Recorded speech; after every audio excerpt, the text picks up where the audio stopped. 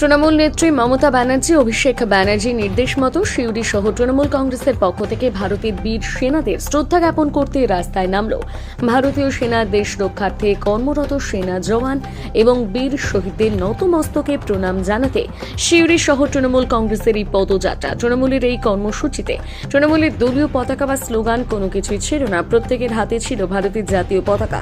পাশাপাশি ভারত মাতার জয়ধ্বনি ওঠে তৃণমূলের এই পদযাত্রা থেকে। এই পদযাত্রা গোটা শহর পরিক্রমা করে। মিছিলে ছিলেন সিউড়ির বিধায়ক বিকাশ রায় চৌধুরী সহ অন্যান্য নেতৃত্ব কাউন্সিলররা।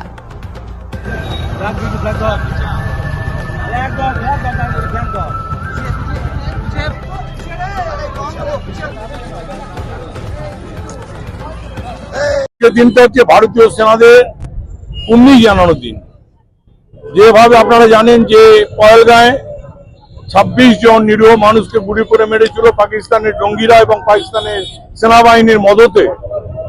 ভারতীয় সেনারা পাকিস্তানের সেই জঙ্গি ঘাঁটিগুলোকে ধ্বংস করেছে এবং তারা প্রমাণ করে দিয়েছে বিশ্বের দ্বিতীয় বৃহত্তম সেনাবাহিনী হচ্ছে ভারতীয় সেনাবাহিনী।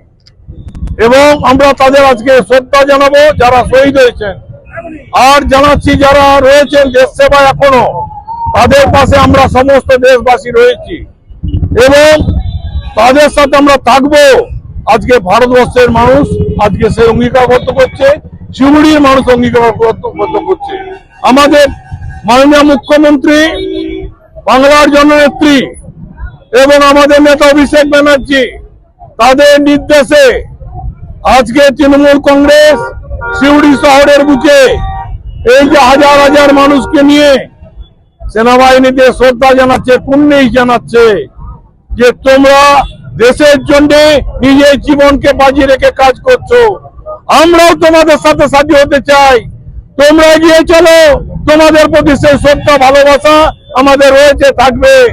আর যারা জঙ্গি তাদেরকে যেভাবে তোমরা প্রমাণ করেছো, অল্প দিনের মধ্যে তাদেরকে খতম করেছো, তাদের ধ্বংস করেছো, তার জন্য ভারতবাসী আমরা সিউড়ির মানুষ কৃতজ্ঞতা জানাই তোমাদের।